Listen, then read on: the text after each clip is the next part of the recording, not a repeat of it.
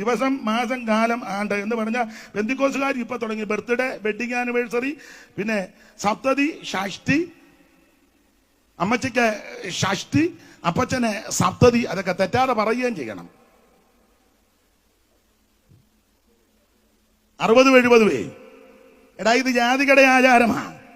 നീ പെന്തിക്കോസാണെങ്കിൽ വേർപാടിന്റെ ഉപദേശത്ത് നിൽക്കണം. 60-70 നീ IPC ആണെങ്കിലും ചർച്ചക്കോടാണെങ്കിലും ഏത് കുന്തമാണെങ്കിലും വേർപാടിന്റെ ഉപദേശത്ത് നിൽക്കണം. ഇത് ഏകാദശി, ദ്വാദശി, ത്രയോദശി, ചതുർദശി, പഞ്ചമി, ഷഷ്ടി, സപ്തമി, അഷ്ടമി, നവമി, ദശമി എന്ന് വ്യാഖ്യാനിക്കാൻ നേരമില്ല. ഇതൊക്കെ വേറെ ശക്തികളാ. നീ സപ്തതിയും ഷഷ്ടി ആകുമ്പോ വ്യാജം നിന്നെ ചപ്പുക. ഇനി എന്നാ ചപ്പാനാ?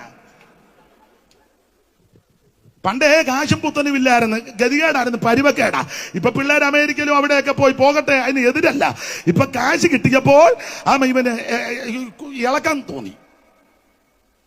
അങ്ങനെ കാശ് വെക്കിയായി വേറെ പരിപാടിയൊന്നുമില്ല. അപ്പനെ അമ്മയും പിടിച്ച് നടുക്കിരുത്തി 2 കസാര ഇരുത്തി അവൻ പിന്നെ കേക്കും എല്ലാം മുറിച്ച് സപ്തതി ഷഷ്ടി അല്ലയുടെ വായിക്കാത്തൊരു കഷണം അന്നയുടെ വായിക്കാത്ത മേപ്പറായില് എന്നെ വിളിച്ചു. അറിഞ്ഞില്ല ഇതിങ്ങനത്താണ്, പ്രസംഗത്തിന് വിളിച്ചതാ. ചെന്നപ്പോ പരിവക്കേടാ.